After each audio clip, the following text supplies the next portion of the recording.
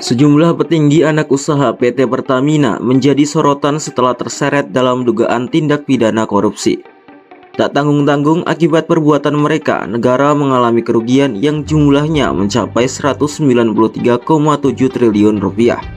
Kejaksaan Agung telah menetapkan 7 tersangka dalam kasus dugaan korupsi tata kelola minyak mentah dan produk kilang periode 2018 sampai 2023 ini. Lalu bagaimana perjalanan kasus ini hingga 7 tersangka ditahan?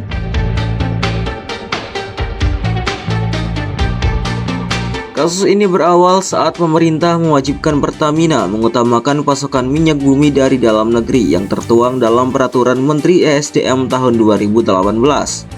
Namun para tersangka yakni RS, SDS, dan AP kala itu melakukan pengkondisian dan menurunkan produksi kilang. Akibatnya, produksi minyak bumi dari kontraktor-kontrak kerjasama atau K3S dalam negeri tidak terserap seluruhnya. Selain itu, mereka sengaja menolak pasokan minyak mentah dari K3S dalam negeri dan berdalih bahwa minyak mentah dari dalam negeri tidak memenuhi nilai ekonomis dan kurang berkualitas. Padahal, harga dan kualitas yang ditawarkan masih dalam batas normal. Hal ini pun membuat minyak mentah itu diekspor ke luar negeri, sementara kebutuhan minyak mentah dalam negeri dipenuhi lewat produk impor.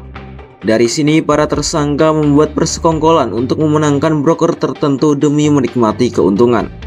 3 pejabat Pertamina memenangkan broker lewat cara melawan hukum, sementara 3 pihak swasta memperoleh harga tinggi dan melakukan manipulasi kontrak pengiriman minyak mentah.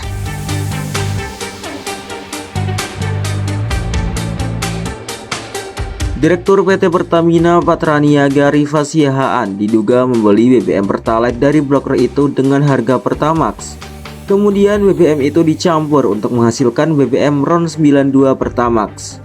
Kecurangan ini membuat pihak swasta memperoleh harga tinggi dalam transaksi. Sementara komponen harga dasar untuk menetapkan harga indeks pasar BBM di masyarakat menjadi lebih tinggi. Akibatnya negara menderita kerugian sebesar 193,7 triliun rupiah.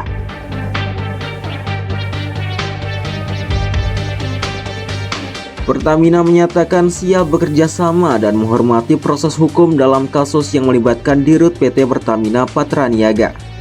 Pertamina juga menjamin pelayanan distribusi energi kepada masyarakat tetap menjadi prioritas utama. Sementara itu, PT Pertamina Patraniaga juga memastikan BBM Pertamax yang diedarkan di SPBU Indonesia telah memenuhi spesifikasi migas.